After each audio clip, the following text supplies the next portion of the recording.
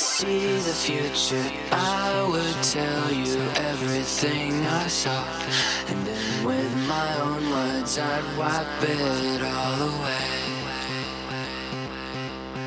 This lonely world, it casts a shadow on your heart, and all I do is think about you each and every day.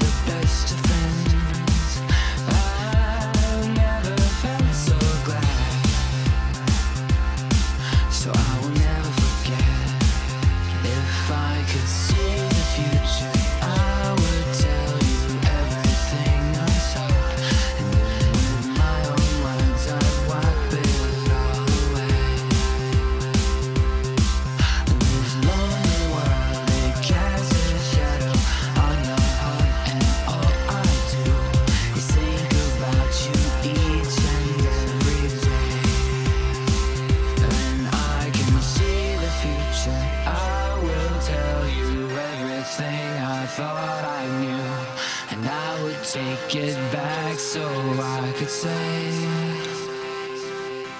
but my lonely heart, it casts a shadow on this world, when all I do is think about how I can get away.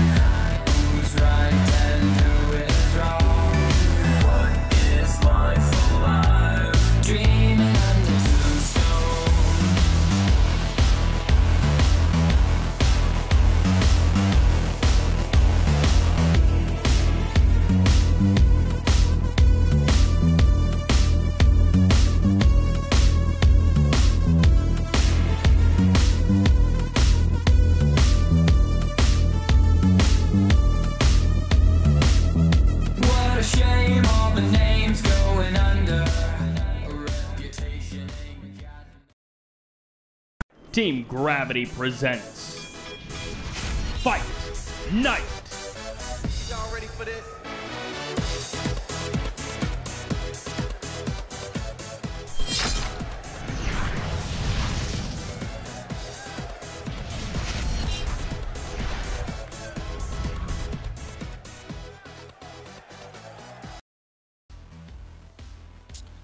Good afternoon, everybody. This is Team Gravity Fight Night number 32, and we have a sick lineup for you guys here today. I'm Droopy, glad to be back after not casting for like over a month. No, I've been slacking. And I'm here with my partner in crime here, Cybert, and it's a pleasure to be casting with you once again, my friend. It's always good to be back for some Fight Night goodness. So many good players, so many good matches. Yeah, I feel like the two of us made a pretty good team, and I think we've been putting that on ice for a while now. So for number 32, we're bringing that duo back, and hey, we got a great lineup of players for you guys today, man. I'm looking at this post right now on Team Liquid, and that's just incredible. Like the caliber of players we have today. As always, as you guys should be aware by now, it's 2 best-of-5s for prelims, and then the feature presentation is a best-of-7. But what do we have for the prelims? I mean, come on, man. Hitman versus No Regret as the first one. I mean, you look at Hitman, a guy who literally just made round of 16, is it, Cyber? Was it 16 or 32? 16, Technically, he did make round of 16, but personal problems prevented him from actually attending. Hey, regardless, round of 16 WCS. This combines NA and EU. Plenty of Korean players there as well. So already we're starting off with a bang. Then we have puCK versus Gamja next, and you know, neither of these guys need too much of an introduction. You're already aware of puCK being one of the most popular and strongest pro tosses out of North America for years now. Gamja himself, really strong Korean Zerg. And then who do we have as the best of 7, Cyber? This best of 7 is actually going to be a rematch from a previous Fight Night, Parting versus Tasia, and that is a match that we have not seen since May 17th, so what is that, like 3 months? In that case, Parting took it 4-3, so it's up to Tasia to bring the revenge, and we're going to be talking about that match in just a little while, but Droopy, you mentioned it's Fight Night number 32, and to my ears, that says, hey, this has gone on 32 times this year, or 31 times this year already. There must be some people working behind the scenes, and of course, we've got the great Team Gravity staff who set all of this up and make it happen. You've got Dalk working behind the scenes, running the stream and production, setting things up, adminning the sort of tournament that we've got today. But the prize money has to come from somewhere because $3,200, it just doesn't show up. And for that, we have to thank, of course, Hitbox.tv, where you guys are watching. Check them out on Twitter, twitter.com/HitboxLive, and it's brought to you by Spawning Tool, twitter.com/Spawning Tool, all one word. But this week, we're adding something a little bit different, Matcherino, which is just a delightful name for any organization. Essentially, Matcherino is like a crowdfunding platform for matches. That's the best way to put it, I think. And their tagline is, Matcherino allows you to do more with donations. So you get to actually set up show matches between streamers, between pro players, or even between teams of people, and then play them out, and whoever wins gets to take home the prize money. And of course, anyone can donate to this. For example, you can use funds that you've earned on Matcherino. You can use coupons, or you can donate directly via PayPal. It's very easy to set up, and it connects directly to your Twitch account. So if you've got a Twitch account, then you can donate, and the great thing is you can donate directly to tonight's prize pool and take the money that these players are going to be earning up a notch. We're going to have a couple of free coupon codes for you guys to use. So basically, each of these matches has a set number of free coupon codes that are applied to it. For example, our first match, which is going to be Gamja versus puCK, that particular coupon code is puCKJA, PUCKKJA. And basically, 10 people can use that code to donate $10 to this particular match. And it's just a cool way to, if you see a cool play, if it's a player you like, or if you're just hyped for the match, donate directly to it. It'll give a 60-40 split to the winner and loser, which means this $10, which is already set for this match, could become a lot more money for these players. So once again, Twitter.com/Matcherino_. You can hit them up, and of course, head to Matcherino.com for all of the action. Oh yeah, and just in case any of that, does go over your head, guys, don't worry. Our friendly mods in chat will be, helping you guys out with that. And, this is something you definitely should get involved with because it's no skin off your back. The money has already been, brought up by Matcherino. What they're doing here is they want you guys to get involved, to really be interactive with the show match and not just sitting there and, just watching. As great as that is, I mean, you get to basically, feel like you're donating, but also do it as well if you want to. So you definitely have that option. So pretty awesome stuff. It's always awesome to see guys like Hitbox, Spawning Tool, and Matcherino putting money basically indirectly to the pockets of StarCraft 2 players. And of course, the replays from tonight will be up on spawningtool.com for you guys to check out. Now we have our first game, and Dash and Terminal is quite a surprise to see as the first match. Yeah, definitely not a map that most people would choose in game number 1. But, sometimes it's not the worst thing in the world to get a map you don't like out of the way first. So we'll see which way things go. But yeah, as you guys know, PVZ in a best of 5, and Dash and Terminal are going to be the first place.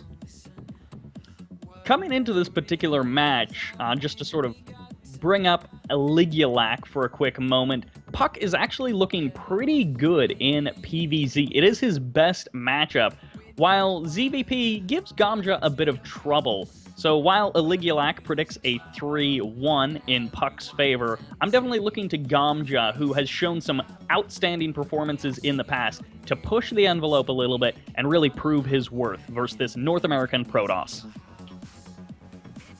All right, guys, so let's take a look at where the players are spawning. We do have here the aforementioned Green Zerg player at the very top, 12 o'clock position of Dash and Terminal LE. Playing for Team Spectre, folks, this is Gamja.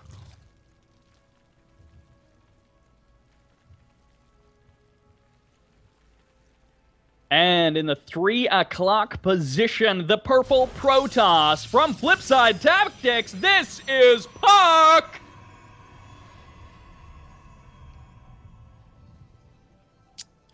Funny thing about that F3 logo that we see on the ground there, that actually, for the longest time, I always chose that, when I was setting up these lobbies, as the F3 logo for the interface. But actually, that's an old F3 team from, like, Sweden or something. It's completely unrelated to Flipside Tactics, which is just a fun fact. It's not a big deal, but it's kind of funny because I always wondered, like, what that logo was from, because it looks very different. Interesting. I didn't actually know that little piece of information. And this is like, the colors have got me slightly rustled right now because it's like, puCK really should be the green player, but Yeah, I guess so. Well, either way, we're going to have a drone scout here to start from Gamja, which is not something you normally see from a Zerg, but perhaps given the map, he probably felt that getting a scout in was important, I guess, even though he was going to send an Overlord over. So, well, of course, if he wants to do a proxy hatchery, that might be why you sent out a drone early, too. That is not really what I expected, and right about now, puCK is realizing exactly what's been going on, drops a cannon, or drops a pylon relatively close, and his gateway, which is a very standard 13 gate, is going to be just finishing up. So he starts the Cyber Core as well, starts zapping away at that hatchery. Yeah, indeed. Well, he has no forge just yet, so that cannon on the low ground, will it power a cannon? If it does, it's going to be a while before it does. So, yeah, puCK is just going to pull a couple probes off the mineral line just to go ahead and try to whittle down that hatchery as the Zealot comes out to join in. In the meantime, we do have the pull from Gamja on the way, about 50%. And let's see if puCK can force the cancellation here. That Zealot and 3 probes going to be tanking away at this hatchery. It's going to finish with relatively low HP, but even as long as it finishes, that creep spread will just be so nice. On the back end of this, of course, the natural hatchery, the proper hatchery going down on the other side of the map. And it looks like this hatchery will finish. That creep is going to be so annoying. Oh, no, there's the cancellation at the last second. And, you know, if the hatchery had finished, it would have had just barely amount of time for that creep to spawn. So perhaps Gamja felt there it just wasn't necessary. But, you know, in the end, he did find his own natural delayed a bit. But the same happened to puCK too. So, hey, it just might have been worth it in the end. Very awkward sort of exchange in a place where the Protoss ends up ahead in workers. Not only that, but the other kind of nice thing, or I guess it's not particularly nice, but it's not bad, the fact that speed is on the way, it's not particularly delayed. So we ended up seeing, you know, kind of a standard 15 hatch, even though it was on the wrong side of the map, into a more regularly timed speed. So hopefully Gamja is able to protect against whatever puCK's dishing out, because this third base, that's a quick follow-up. Oh, yeah. I mean, Gamja, you know, with his natural slightly delayed, decides to go ahead and grab a third as well at 5 minutes. And, you know, just kind of chancing the fact that puCK can't really do all that much on one base. And then, of course, you know, him expanding now, it's going to be a while before he gets an economy of any consequence. Let's take a look back at what puCK is doing at home as far as tech. Right now, it's just a warp gate research being done. Doesn't have any tier 2 along the way. So, really, it's going to be a while before puCK can really leave his natural and get something done as far as damage. He's got a nice setup with that Zealot sentry at the front wall. Of course, this is indeed Dash and Terminal, so there's about 800 different ways that you can enter the natural, and one of them does get blocked off there by that gateway. So the sentry will be forced to be brought over, and this is so annoying for puCK. Oh, yeah, no question about it. I mean, the pylon already has to be protected with a force field, and that's just expending energy from the sentry that you'd prefer not to if you're the toss. And as far as Gamja, you know, he's just having fun here, doing a little scouting, a little map control, and puCK has to defend 2 entrances, which, you know, as you alluded to, is very abnormal on a map.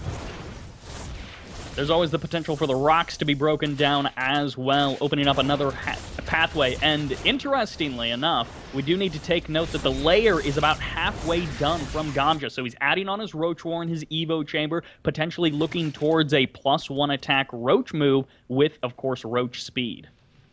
Oh, yeah, and that's going to be obviously a very strong timing attack that puCK will most definitely need to work hard to prepare for. And right now, what he's going to try to do for that is start on his Robo here. And I would imagine that Immortals are going to be coming from that, especially once he confirms that it is indeed going to be Roaches from Gamja. There's the +1 range going to be starting up from Gamja. So he's committing to this pretty well. He will have that 3 base production. And his third base, it's almost fully saturated, so it's definitely, as you said, going to be a powerful attack. Roach speed also added on. puCK, he's sitting on 3 sentries. Definitely wouldn't mind him potentially hallucinating a Phoenix, although I can definitely understand why he wouldn't in this situation. He wants to save all of his energy for force fields. He's probably a little bit worried given how the opening went.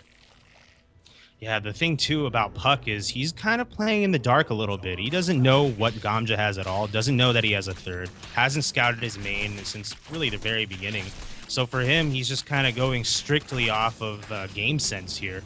And is that going to be enough for him? Well, he's going to go ahead into a Warp Prism first, as opposed to something else. And maybe even do a little attack here with sentries, force fielding off that choke point, just killing off Lings. And he does see the Roach now, so and as well as the Overseer. So he knows kind of what Gamja has at his disposal here.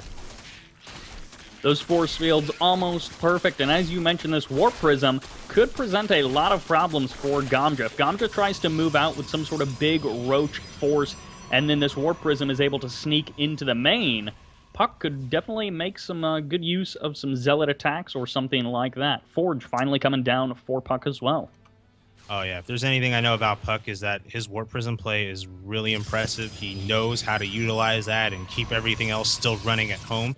And it just drives opponents crazy when, you know, just constantly you have units in your main base and having to, you know, divert your attention to dealing with that while puCK is working on his macro. And it's just, it's really frustrating. We'll see if puCK can replicate the success he's had with Warp Prism in other games. Burrow and Tunneling Claws also going to be coming in as long as the 4th base is also on the way for Gamja. So while puCK is adding on that 3rd Nexus, Gamja moving along with a full another base. 4 Zealots inside of this Warp Prism will be kind of spotted by these Overlords, and a bunch of Roaches just popped in the main base. So they'll be here for the defense. The Queen going to start poking away at that Warp Prism as well. puCK needs to distract that queen and hopefully snipe it. He's been playing a lot of Legacy of the Void, so let's see how he does with Heart of the Swarm of War Prisms. Yeah, just look at this War Prism mic right here. puCK is just, he's just trying so hard to shadow that queen. As the War Prism's now starting to take hull damage, so he can't really try this for too much longer. Is he going to get the snipe, though? Looks like he can. It's going to be close. The queen dancing back and forth with those zealots takes another couple of shots at that War Prism, and as you said, puCK really wants that queen, but behind this, of course, he's got that base, so he does need to keep his macro up and running, and this attack coming out from roaches and lings in the middle of the map could be very dangerous. Yeah, I mean, let's be real here. The War Prism play was cute, but it didn't even kill the queen, much less really do any other kinds of damage to Gamja. And because of that, Gamja here has been allowed to macro to his heart's content after the failed proxy hatchery. And we're talking about 150 supply to 108, and that's a lot of roaches. And Gamja still has so many resources to work with here.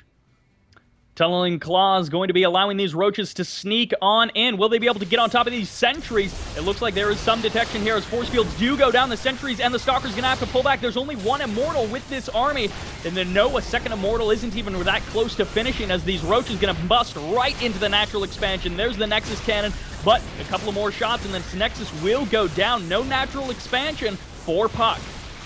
Oh, yeah, such an awkward way for puCK to defend his base. And, if you try to defend your third, then, hey, Gamja just goes for your natural. And look at this. Natural's now non-existent. Roaches are just tunneling into the main base here, which is also kind of strange. But, hey, here's the free surround, I suppose you can say.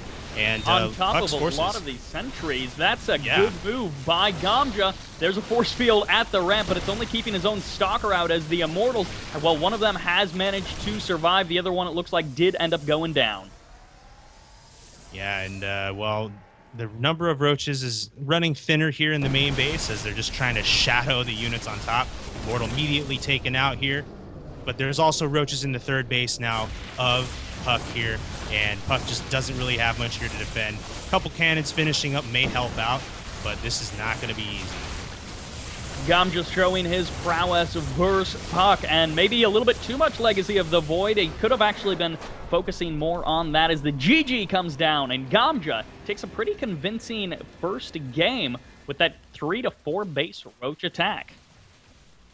Yeah, that was definitely a very strong showing there from Gamja, and it's kind of how things go against Zerg when you're playing Protoss, and your opponent takes a quick third, and quick as in relatively to the game, considering the failed proxy hatch, and you don't do any damage to stop your opponent from just droning to a supply that he's comfortable with and watching that 3 base economy kick in. Just dropping zealots to try to take out one queen and not even succeed, that's not going to cut it at the end of the day.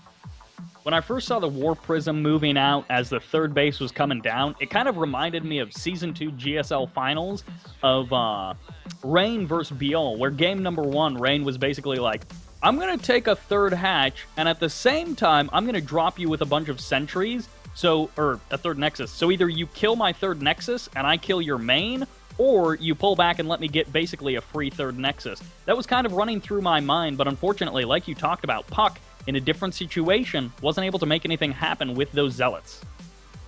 Yeah, and I mean, Gamja's continuously producing units at home, too. Remember those roaches just popped, like, right as the zealots were being dropped, and at the end of the day, even if he takes out the queen, it's not the end of the world, not even close, ultimately. So, for puCK, let's see if, I would imagine that the proxy hatch may have kind of thrown him off his rhythm, and sort of, did some work on his plan to build order, perhaps. So we'll see how he responds here in game number 2, which is going to occur on Coda LE.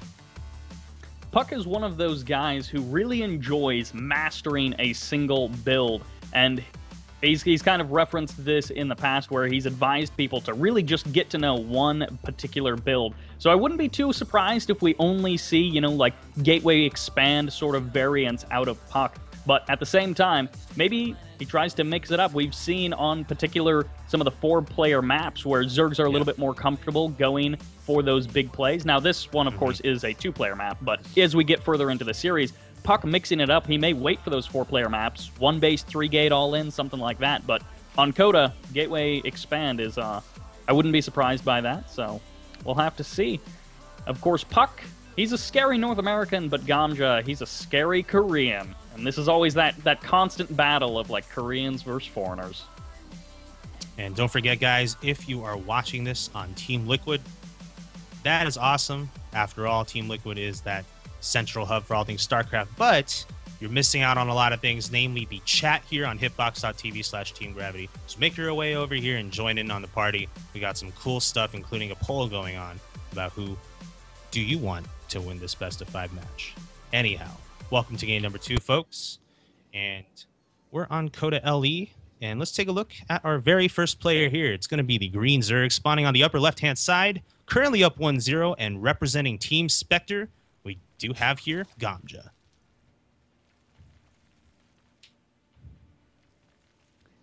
And in the bottom right-hand corner, the purple Protoss, representing Flipside Tactics, this is puCK!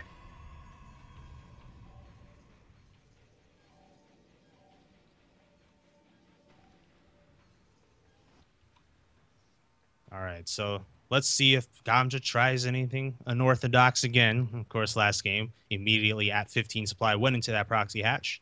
He's sending out a drone, too, actually, right now. So let's see if this one's just a scout or if he really wants to go ahead with that opener again. Wouldn't be too surprised by another proxy hatch, given Gamja's sort of cheeky nature that he's been showing off in this particular game. And there's the 13 gate coming out from puCK, so things are looking standard. He's not trying to proxy anything yet. Of course, he does still have opportunities to proxy sorts of things. Stargate in particular can be very good on this map, but we'll see exactly what he chooses to do, because it's hard to build a Stargate without any gas. Yeah, absolutely. So we'll see. Actually, puCK pulling 2 probes here. He really thinks Gamja's going to do a proxy hatch again, and he's not, though. He's definitely not. He's just trying to psych out puCK right here. It is working. Look, 2 probes off the line, not mining. That's 1 more than what Gamja has running around. Really, Gamja actually, though, has his hatchery going on at home right now. Wow. I think by this time, puCK realizes, too, that Gamja has expanded. After all, his own probe sees it. But this drone, though, is delaying that Nexus. What an annoying move by Gamja. And even going to be going for a bit of a gas steal, which, of course, Gamja, knowing that puCK hasn't taken any gases this early on, he's like, all right, there are so many early game cheeses that you cannot do because you haven't taken 1 or 2 gases at this point. And certainly in a lot of Protoss games, we end up seeing, like, Gateway and then, like, 14, 15 gas, something like this. And now it's, 20 supply, and he's just taking his first gas. So puCK, he's telegraphing his moves quite clearly. He is, but look at what Gamja's doing. My goodness, a 3-minute, 40-second third. That is very aggressive and pretty greedy, I have to say. puCK, is he going to be able to find this? He's sending his probe around towards the right side of the map, but not to necessarily look for a third. I think he wants to put down a proxy pylon for something, whatever that may be. I'm assuming once the Cyber Core finishes up, we'll have a better idea, but whatever it is, he's going to have to be doing it off of 1 gas with that gas steal that actually finished up in his main. I know some Zerg players, they'll go for the gas steal and then they'll cancel at the last moment, and sometimes even remake the extractor several times and just cancel it, but in this case, that's a bit annoying for puCK to deal with. Even going to be chrono boosting Warp Gate. Not something you see a lot of times. A lot of Protoss just chrono boost probes. Yeah, he perhaps may want to just go for a gateway-based timing, maybe 5 or 7 gates off just 1 gas, and really just utilize that probe over on the upper right as a proxy pylon warp-in location.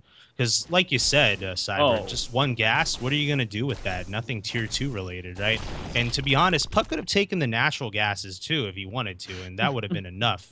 So, oh, well, this Ling is going to find that hidden probe. That's unfortunate for puCK.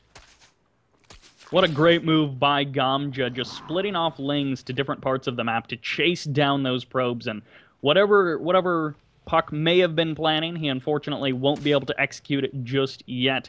May have to send out a different probe. Actually, Zealot is moving out to try to save this probe. Ooh, it's going to be close. Zealot's going to meet these Lings. Tags them. Oh, and the Mothership Core as well. This is quite the escort team for this one little probe who has been able to build up quite a few shields and does manage to survive 2 shields, 5 hit points. That probe gets away with this by the skin of its teeth. 2 more Lings heading over to the natural to scout what's going on. Sees 2 gateways. Oh, and it gets into the main base too. One of them is going to be able to waltz right into the main base and see that that is quite a few gateways here. Double gas being mined, though, that's also something that Gamja can, sort of interpret. And, well, I think puCK is looking to make some kind of a pressure attack, but he is taking a third, though, and Gamja sees that as well. Interesting from puCK. Definitely going for more of a macro build, but as you mentioned, pressure, he has warped in those 3 Zealots on the other side of the map. He's even going to be joining up the Mothership Core and a 4th Zealot with that potential attack. So this Roach Warren, it couldn't really finish a moment too soon. Spinecrawler also going to be coming down. Of course, that's over right in the 3rd mineral line. So these Zealots, they're going to have a tricky time, but this is a lot of Lings. Yeah, it's a lot of Lings. Speed isn't finished just yet, but it will soon, and that's going to be enough time here for Gamja to be able to defend against just this number of Zealots and Sentries. So puCK, he's clearly not all 100% confident in this attack, which is why he took the 3rd.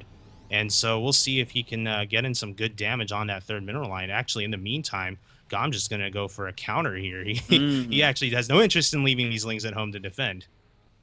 Wow, that cannon not finished up. It's only about halfway done as some additional Zealots going to warp in over by that 3rd. And a full recall, that Mothership Core pulling the entire army back. And of course, into the natural nearly go these Lings, but they do get stopped by that Stalker. Oh, that is a pro move from Gamja. Just look at how he's manipulating puCK here. He doesn't want to, he says, I'm going to take the fight to you and force you to recall, and then you can't even make the timing attack that you wanted to. And that's got to be something that Gamja has to be happy about.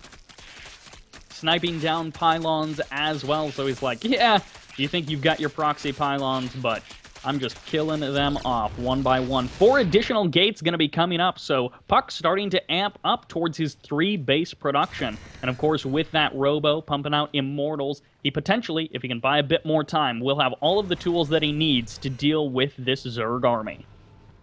Oh, yeah, and he's definitely going to need some tools here. We got Roaches on the way. The one thing that puCK can be happy with, if he knew this, he might not, is that there's no lair yet. Gamja's still working on it right now, halfway done, so no Roach speed or anything to help him in this upcoming attack. So with good force field micro, which, puCK is certainly capable of, he can hold this, not without too much trouble, and a second Immortal's on the way, too. 4th base going to be coming down, as well as a macro hatch in the main for Gamja. So he's going to be setting himself up for some really solid 4 base play, +1 attack for both players. Going to be coming in, but of course for puCK, it's quite a bit earlier. Quite a contrast to the first game that we saw out of Gamja, where he was very focused on that 3 base Roach attack. And now, I mean, he's starting to mix in Hydralisks. Yeah, there's a lot of faking it going on in this game right now. Gamja, pretending he's going to make a timing push, doesn't actually do it. In fact, like you said, goes back and makes 2 hatcheries at once. These Lings get into the middle line of the 3rd, though. Will puCK lose any probes? Not too much damage done there. Good attempt by Gamja. But, yeah, overall, Gamja just fully has his mind on macroing here. He wasn't going to push without Roach speed or anything like that. Not against an army composition like this. Immortal, 2 Immortals, and a lot of Sentries. Zealots as well. And puCK may want to actually make this push if that +1 finishes, and Gamja has yet to reach that point. There is definitely a window of opportunity before all of the big upgrades for our Zerg start to kick in. puCK going to be moving forward. Keep in mind, Blink is not done, so we won't get to see any puCK Blink Stalker micro, unfortunately. He'll have to wait a little bit longer. Loses the Observer. That's a bit annoying. Yeah, and those force fields were not very well timed. I think puCK may have been a step slow in trying to trap some of those units, and that's some wasted force fields. I know, those Sentries still have a lot of energy, but hey, I've seen just in a game earlier today that I casted where you kind of just run out of those force fields at the end, and that's when all your units just fall apart. So you definitely don't want to waste force fields if you can help it. puCK finally going to be getting that Robo Bay on the way, so eventually he'll be able to get that Colossus. We're starting to see +2 for puCK as well. Ooh, Gamja nearly stepping forward into an engagement, but has held back. He wants to wait just a little bit longer because, of course, we do have Hydra speed on the way. Yeah, and Gamja's in no rush. I mean, puCK isn't really threatening anything just yet. I mean, he's far away from the bases. He's not venturing onto creep. Why go outside off creep and engage puCK when you can, for instance, micro that small group of roaches to go threaten puCK's base? And look at this. puCK recalls everything back home because he just didn't feel like it was the right time to push. A little bit of a roach potential push was split off by Gamja, and now Gamja's a fairly impressive army has joined all together. Now, of course, they are still going to potentially be caught coming down this ramp. Gamja does pull back. He's got the Overseer to spot for him, and he's going to be looking for a bit of a different engagement. Yeah, both these players are just being very patient here, not pulling the trigger too soon, making sure that they are in the right spot, the most advantageous spot to take an engagement. And because of that, there's just been a lot of flirting, but nothing's really happening. Big Warp Prism warping in the main base of Gamja. This is a lot of Zealots now potentially going to be going after drones, but in the middle of the map, Lings trying to get the surround. Late force fields, they block out some of the roaches and some of the Hydras, but of course these Lings still have the potential to get on top of the sentries. There's only a couple of them left, but Blink is now complete, or it has been for quite a while, which means we can finally see that micro coming out from puCK. He holds on the front line near his third, but he's still got a lot of Zerg to deal with. Yeah, puCK was just a step slow in microing his big army here. He's a little focused on that drop in the main of Gamja, which really didn't do all too much. And because of that, he lost a lot of sentries here. He's only down to 3, and 2 of them are very low on energy. So that makes things a little harder here for puCK in trying to hold this attack. puCK going to be once again forming up. Gamja moves in, nearly gets trapped by the force fields. Keep in mind, we do have Colossus range finally going to be coming in, as well as the Dark Templar potential for also a possibility for puCK. Now he's going to be swinging around kind of this north side of this attacking force. A lot of Hydras could get caught out. This one Colossus had still, with no range, is in absolute danger. A lot of Blink Stalkers going to be trying to be microed, but Lings coming in from multiple angles will make that a little bit difficult, as the Nexus Cannon going to be taking down a couple of Hydras, and once again, puCK holds against the aggression of Gamja. This was a great engagement for puCK. You had Gamja just putting his hand in the cookie jar and getting caught, trying to move into that third from the left side, which gave puCK the opportunity to, basically move forward with his army and make it so that Gamja couldn't just leave, because that's what Gamja's been kind of doing back and forth, right? He's poking in, leaving while your force fields come down late, and just kind of trolling you, essentially, multiple times. But that one time, he just made a mistake, and puCK was able to kill off a lot of units. Even the reinforcing Hydras from behind could not stop puCK from defending there, and it was very cost-effective for him. puCK reforming near the middle of the map is going to bust down the rocks, open up a new attack path over towards his opponent's third. And of course, that fourth is potentially also vulnerable if puCK ends up getting eyes on that. But in the middle of the map, puCK looking for the engage. He's going to have to pull back to the high ground and wait for his Colossus to be able to get off those fantastic shots that they need. But now, puCK, he's kind of caught in between the army and his actual bases. Yeah, he is, and now he is going to have to venture home to try to defend his natural, because Gamja has slipped right past his army, and now he's threatening this natural here. Not going to take out the Cyber Core. He's leaving because he knows puCK is right behind him. He doesn't want to get half his army trapped like he did last time. The Colossi getting trapped a little bit as Hydras over at the natural were able to snipe it down, and Gamja attempting to run a couple of Lings in. So puCK has been reduced down to just those couple of Colossus. He's only at 2. He was at 3, and +3 attack for our Zerg player starts alongside that Ultralisk Den. Yeah, there are a couple Vipers that just came out for Gamja as well, which will make dealing with the Colossus a lot easier. I mean, the presence of the Colossi is exactly the reason why Gamja has been so reluctant to actually engage puCK's army right now. Just a lot of bouncing back and forth. He may actually go ahead and commit here, and looks like, look at that, abduct immediately on the first Colossus. Second one still hanging strong there. Wow, now it's gone too. Those abducts doing so much damage, but of course the problem is, even if you abduct, do you still have the ground army to follow it up and kill the rest of puCK's units? A lot of Blink Stalkers pushing forward here. puCK is on the warpath. He's fighting, of course, for this game and for this evening up. There we go, WW as it comes down, and puCK evens the score 1-1 in this best of 5. Yeah, that was very impressive stuff from puCK. A lot of patience on his end to not just go after Gamja and making sure he's in the right position, waiting for Gamja to make that one mistake. Because Gamja, 80% of his micro was, always very, very sneaky, like poking in, pulling out while your force fields come down. But just waiting for that one slip up, because Gamja was very active with his army. He slipped up a couple times. It added up. And that's why puCK came out of this one victorious. That engage that you highlighted over by that third was really when things started to turn around for puCK. And that real first time where he was, as you mentioned, able to trap the army of Gamja and then crush the majority of it. And, of course, if you guys are enjoying the sick plays from these guys, you can use the Matcherino code puCKJA, PUKKJA, and that's good for basically $10 of free donations to this match. So the winner of this match is already getting $10, but with your guys' help, your guys' interaction from the audience, you can go to Matcherino.com and then use the code puCKJA to add additional income to these players. I like the term free donation. It seems redundant, but it actually makes sense, right? Like, someone is donating for you for free. So it's like a meta donation. It's a weird way to think of it, but yeah. You, as the audience member, get the satisfaction of being like, I'm the one who donated that $1, but you don't have to pay for it. Or if you've got a little bit of extra balance in your PayPal, you can use that money. Maybe you're a fan of Gamja. Maybe you're a fan of puCK.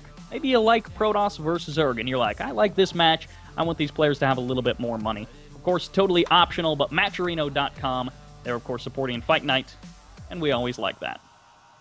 Yeah, and the thing about what we do here at Fight Night is just trying to create more ways for viewers to get involved, beyond just simply watching and chatting, right? We have things like Matcherino, we have things like these polls that we put in the Hitbox chat. You have the ability to post, GIFs or GIFs, however you want to pronounce it, if you are a sub to Team Gravity on Hitbox. So really just making more ways for you guys to get involved and feel like you are part of the event. So hopefully you guys are enjoying that.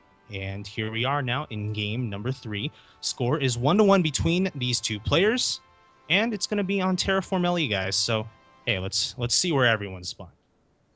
So first on the bottom right-hand side, we have here the purple Protoss player for Flipside Tactics, who tied things up after a strong game 2. We do have here, ladies and gentlemen, puCK.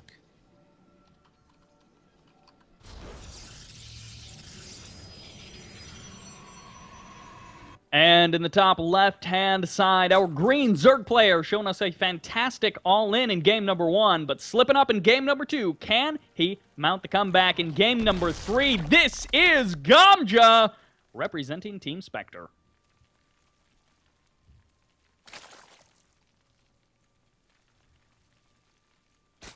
It was a little weird to me that you talked about this Cybrid in game number 1, that puCK is supposed to have green, right? Because of Flipside.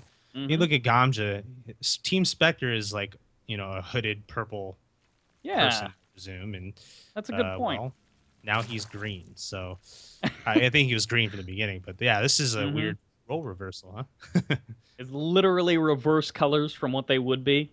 If we had like a color guy who could assign those things, this wouldn't happen. But as it stands, we will all be mildly annoyed by the switch of colors. And puCK, he may be also mildly annoyed by the, technically this is like a 15 hatch, so the position's a little weird, though. Yeah, this is, I think a little weird is perhaps an understatement. Oh, my word. It's not, and it's puCK, clearly, it's just proxied clearly for production purposes, not so much, doing a spine crawler rush or anything like that. It's definitely very unorthodox, and I don't know. And let's see what Gamja has planned. puCK, he was kind of expecting something like this because you can see he swung by the gold base, but he swung by the gold base in the normal spot. And of course, Gamja's like, well, I'll just take the gold base from behind. Duh. And this is the sort of stuff that you get to see on a Fight Night. Things are a little bit different. We tend to not have clean sweeps, 3-0s or 4-0s, and we tend to have a little bit more personality and interest from the players. Yeah, and I guess you could say Gamja likes going from behind, huh? He certainly likes things being a little bit unorthodox. puCK, on the other hand, he likes 13 gates, and like 18 Nexus. He likes taking his gas a little bit later. He doesn't mind things being standard and normal. And of course, Gamja is here to rock his world. Oh, man. And that's right. In case you guys forgot, on Terraform, you can mine from behind a mineral line. So like I said, this works just as well. And you won't take the gas, so that's kind of the trade-off.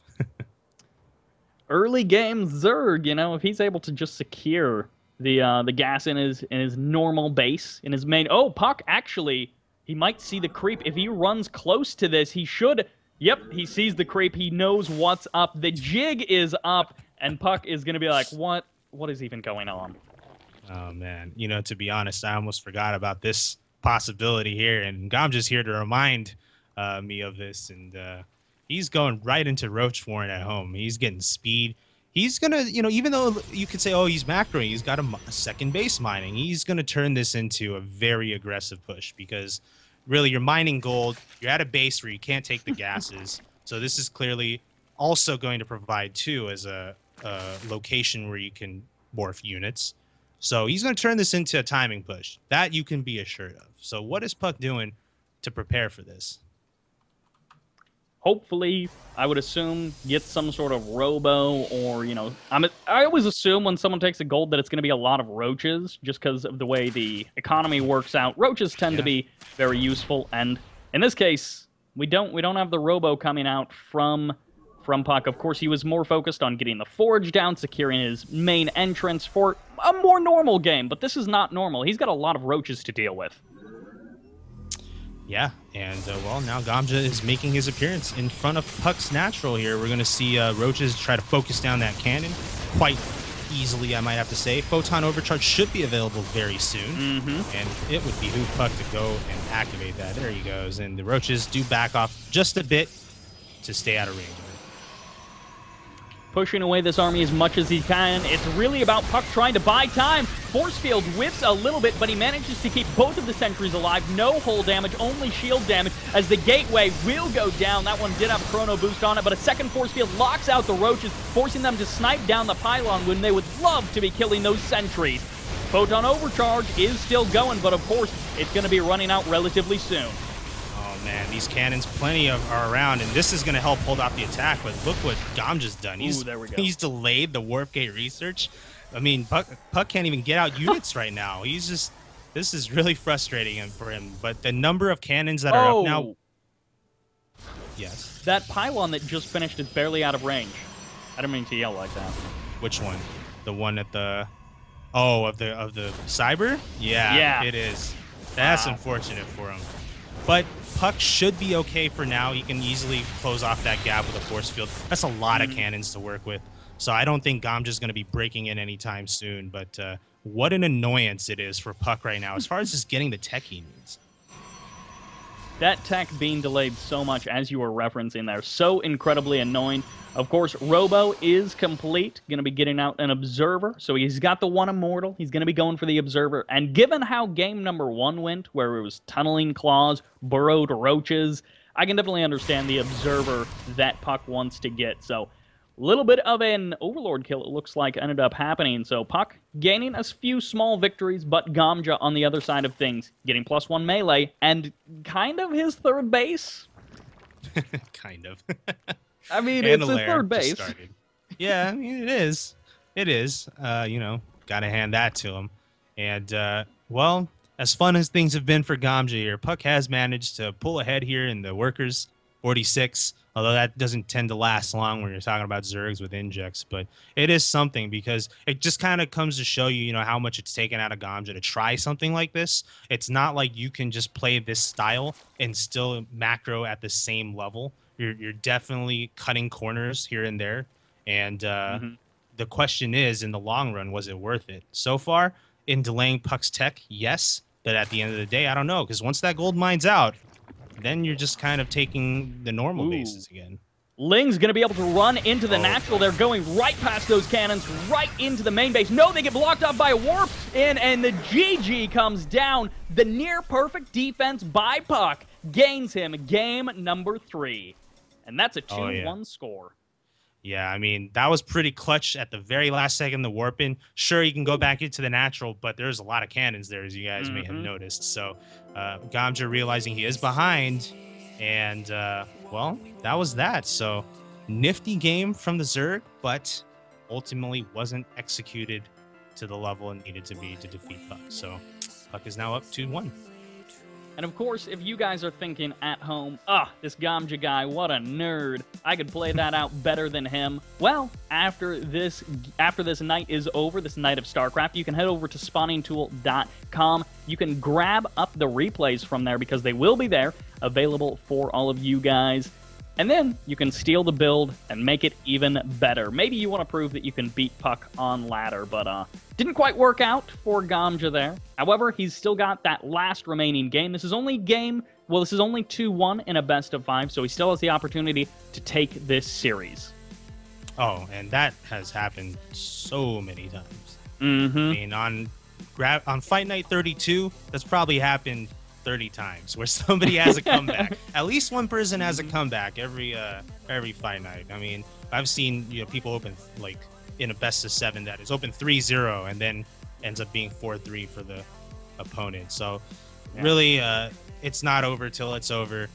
There's no fat lady that's gonna sing here, but trust me, you get your full complement of games every time you watch Fight Night.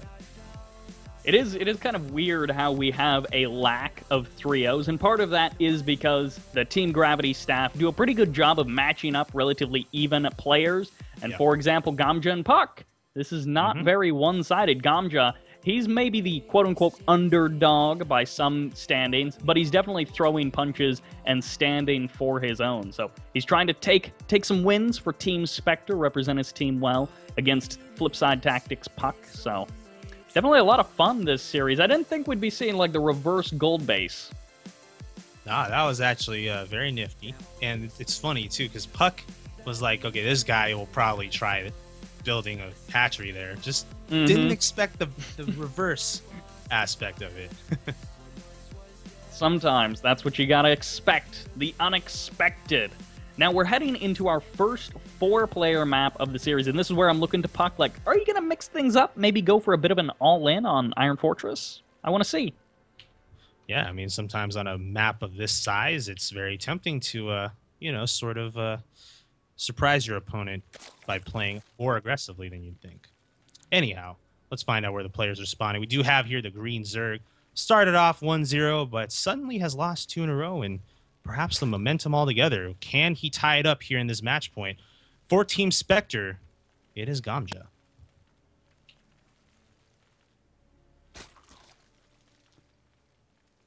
And in the bottom right-hand side, spawning horizontally, we have the purple Protoss representing Flipside Tactics. It is puCK!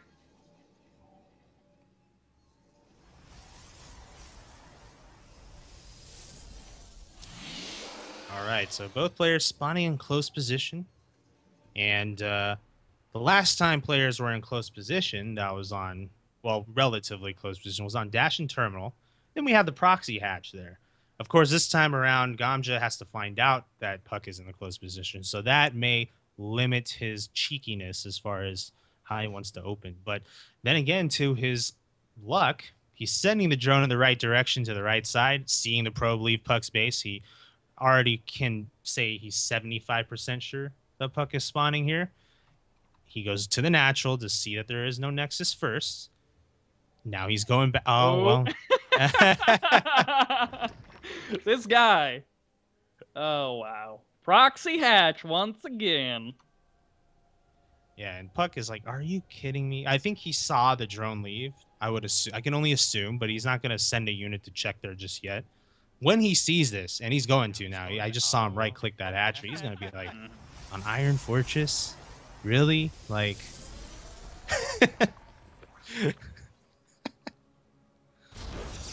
Oh, behind this, we don't actually have any gas coming out from Gamja, so he's just going pool. That's a very stark contrast to previous games where he would get the gas and the pool at the same exact time. Here, he's actually going to be going for his own natural hatchery in quite a turn of events, so the fake out is even stronger this time. Or if puCK doesn't start attacking that hatchery, we're going to see obviously the creep pop and everything, right? But what can Gamja do that doesn't require gas? Queens. Just slow laying all in. Oh, yeah. There's queens, and then there's spines. And let's see if that's what Gamja wants to do. We'll have to make some drones. I don't see him bringing any over, but it could get interesting. We're going to have a cannon here put down by puCK, though, and that's going to make things tougher here for Gamja. He may just be trying to let the creep block the hatch. Of course, puCK behind this, he's having none of it. He's like, I'm going to take my second base anyways. He, of course, just takes it over by his third because... And these two guys, they do love going pretty gas light. Of course, puCK, he's been taking only that single gas because he has been playing more macro, and Gamja's still just rocking 0 gas thus far. And we'll have to see if he tries any spine crawlers. It'd be a bit silly now with the cannons finished. Yeah, I mean, with that, ultimately, Gamja's not going to attempt that anymore. But, you know, back at home, he is droning up, and he's just going to look at this Nexus and say, come here and defend it, puCK. And puCK is like, wait, I'm coming.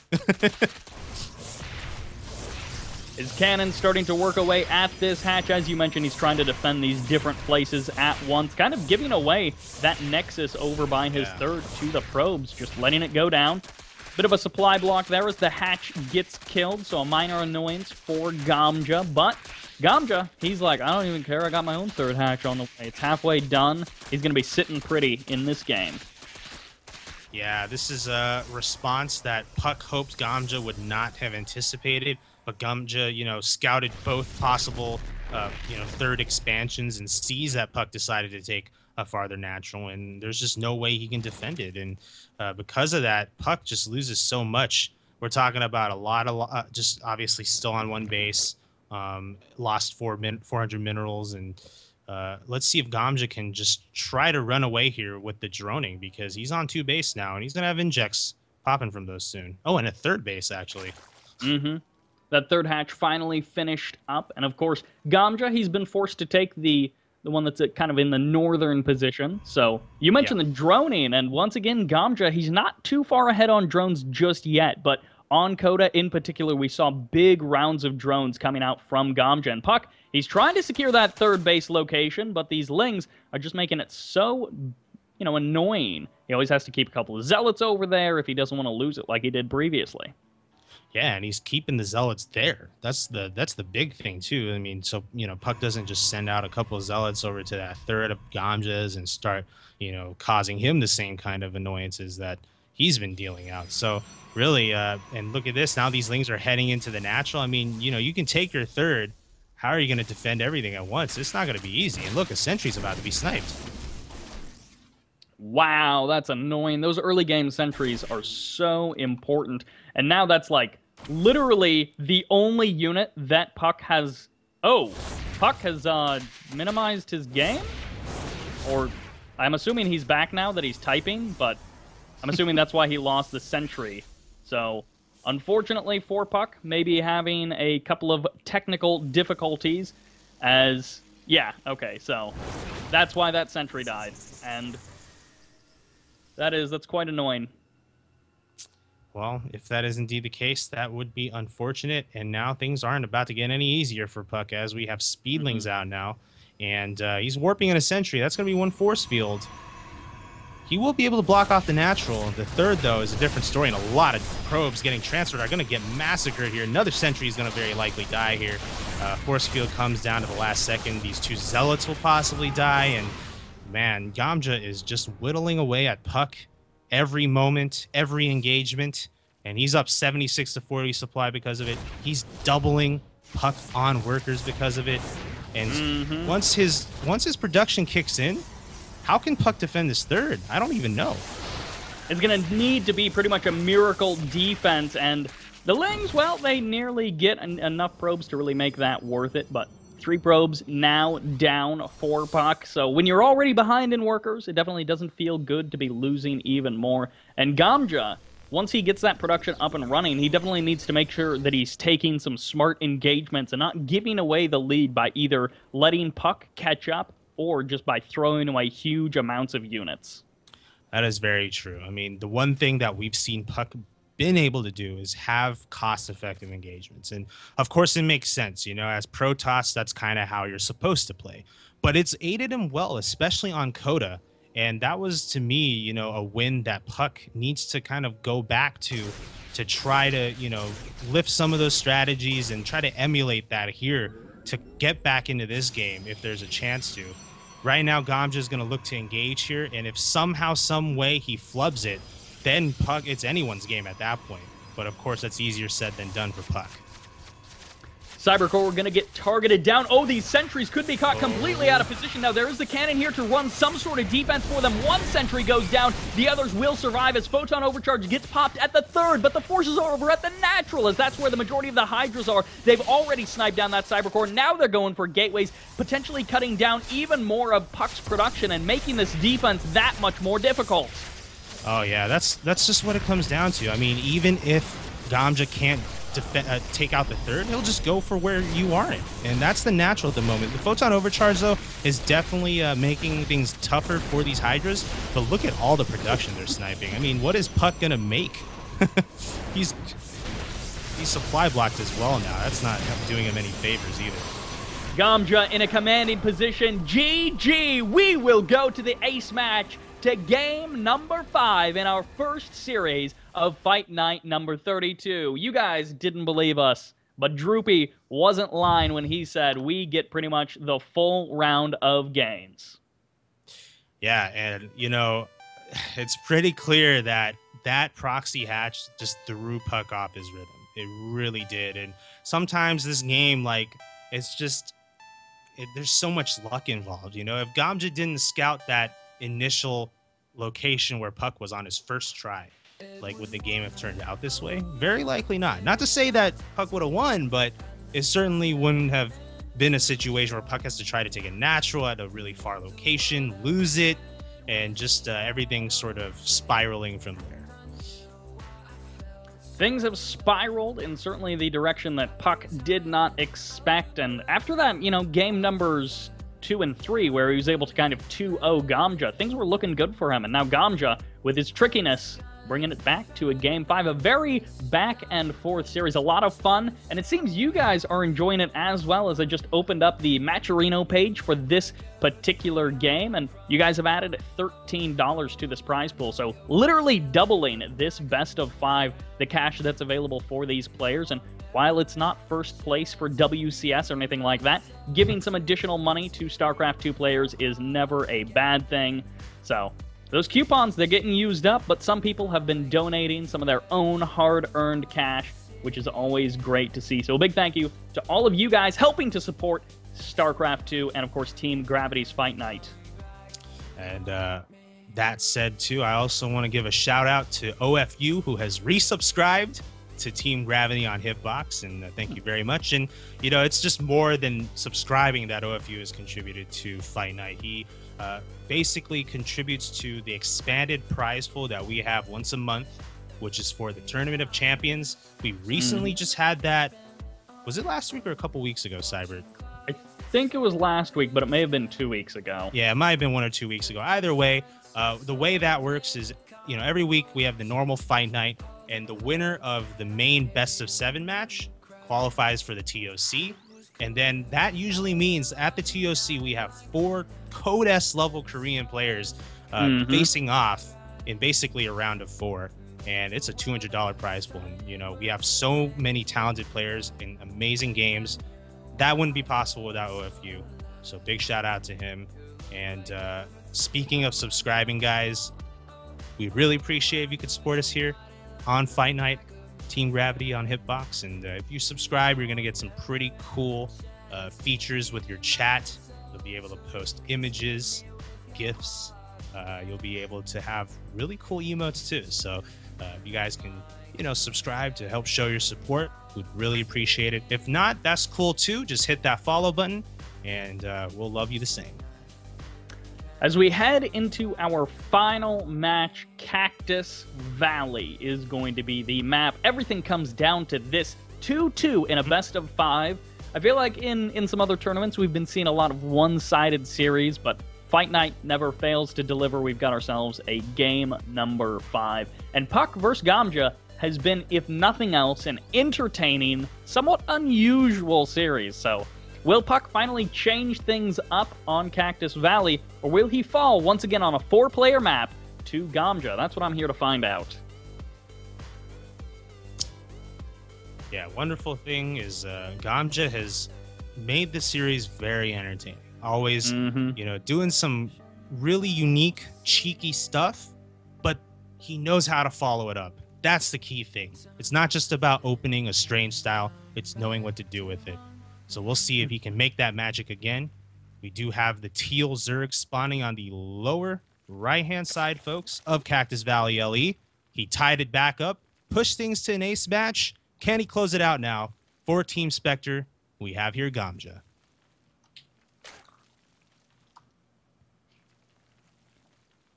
In the top left-hand corner, our purple Protoss representing Flipside Tactics. Can he close it out? This is puCK!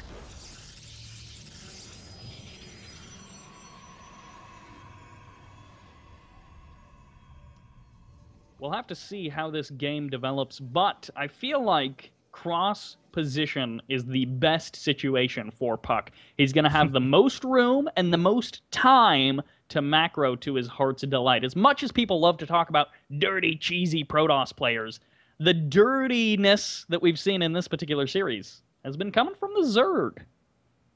Yeah, and it really tests you as a player to handle that. And, no disrespect to puCK's abilities, but it's just one of those things where it's like, you don't face these strategies on a daily basis, when you're laddering or practicing against your clanmates. Like, you're not dealing with this stuff, these proxy hatches, the weird behind the gold base, proxy mining. Like, you don't deal with this stuff enough to really know what the 100% correct way to respond is. And because of that, you're going to trip up, you're going to slip up and make some mistakes here and there that opponents will capitalize on. So in this situation here, we're probably going to have the most normal game we've seen so far, right? I mean, just physically, geographically, I'm just not going to be able to easily pull off proxy hatchery here. And he has yet to find out even where puCK is. His Overlord, of course, scouting north. His drone scouting over west. And that is a very quick third hatch. I don't even remember the last time I saw double hatch before pool. But Gamja, he is going for it. And while I would have thought, a macro game, that'll favor puCK. If this 3-hatch before pool gets off without a hitch, then puCK is going to be in a difficult spot. This is even greedier than what he did on Coda. And on Coda, I already thought, Gamja going for that, what was it, like a 330 third? I mean, he went the pool first, but obviously gasless. Now he just said, you know what? I'm just going to go all the way in with the greed here. And it's funny to see that because for Gamja, it's almost all or nothing. Like, I'm either going to do something really cheesy or I'm going to do something really greedy. It's never going to be that safe style of play where, I'm going to open up with speed and then just take my third at 4 minutes or something along those lines. Like, he really wants to go for broke should he play macro style. And that's what he's doing here. And puCK should realize that. I mean, he goes into that main, sees the pool is not even finished yet. He knows what's up. The question is, where is that third? puCK's going to find the answer in a few seconds. And ordinarily, you'd think, all right, puCK knows where the third is, but for that quick moment before he scouted the third, which of course now he's confirmed it, but for that moment before, he was probably wondering, like, it should be here, but really it could be anywhere. It could be just outside of my own natural. It could be at my third base. I have no idea. So seeing that third, seeing the late pool, as you mentioned, the no gases in the main, he's going to be like, oh my, is this actually, wow, this is just a normal macro game. Touche to that, and that's absolutely right. But he can breathe a sigh of relief now knowing that there's no strange pulls or strange hatcheries, rather, that he needs to pull probes to deal with or something.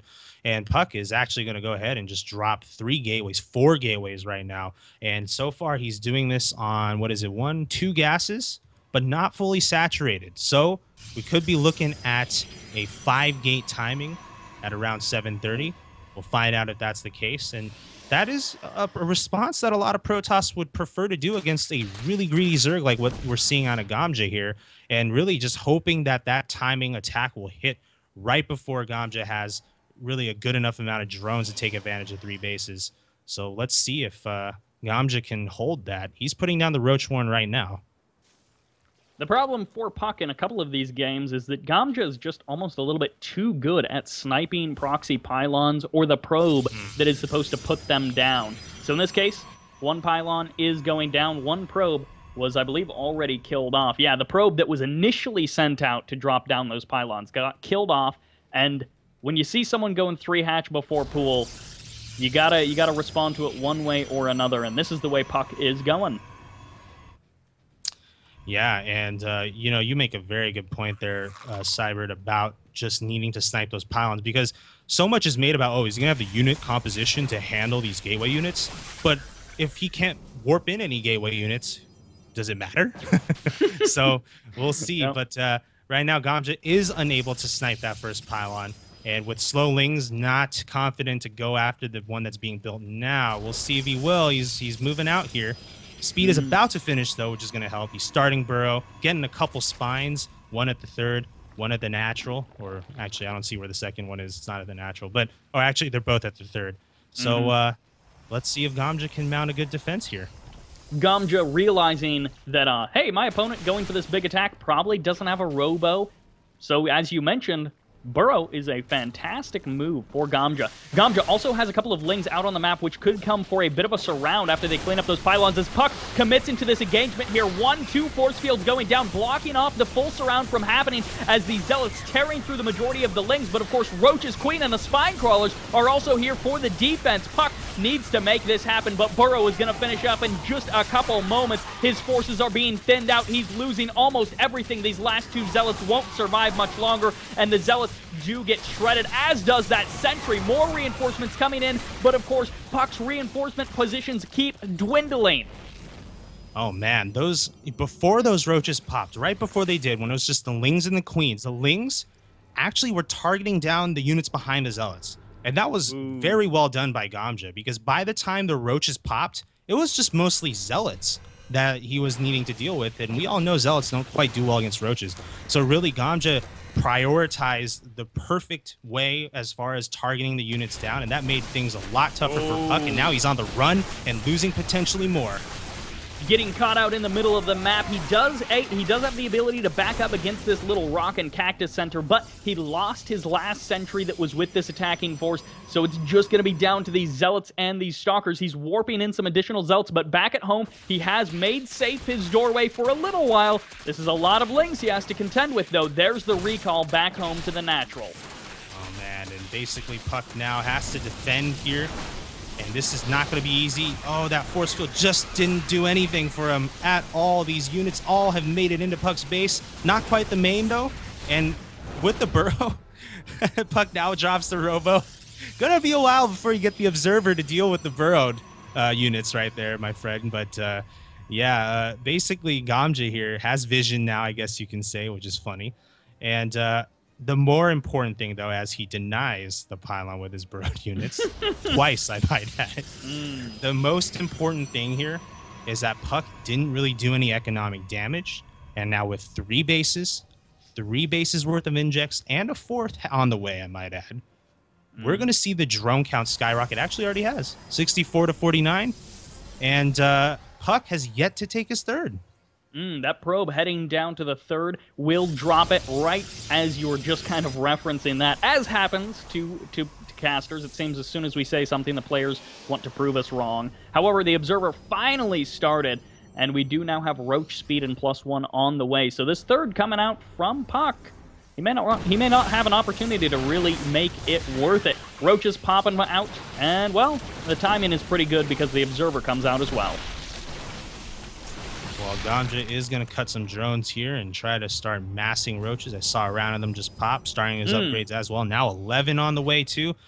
He's just going to go for one big push as soon as all these roaches come out and, deny the 3rd. And he's going to get started on that potentially by using these Lings. No, he decides to double back. But, man, this is always a spot as Protoss you don't want to be in. I mean, you saw your opponent play greedy, 3 hatch before pool. You go for a very early 5-gate timing push, and it just didn't do much.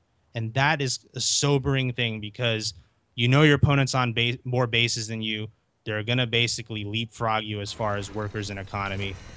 puCK is going to have to play on the defensive side, and he's already finding in his natural a little bit of frustration. Clears that up, and now the third is under siege.